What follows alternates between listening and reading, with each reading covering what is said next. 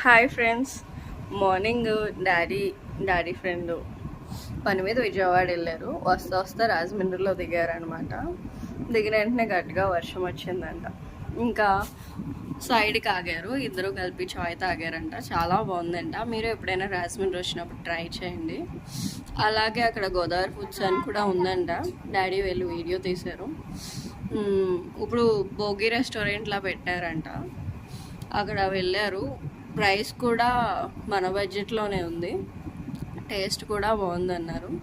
మీరు ఎప్పుడైనా రాజమండ్రి వెళ్ళినప్పుడు ట్రై చేయండి. చూసి ఎలా ఉందో చెప్పండి. నచ్చితే లైక్ చేయండి. ఏదైనా చెప్పాలన్నా అడగాలన్నా కామెంట్ చేయండి. సబ్స్క్రైబ్ చేసుకోండి.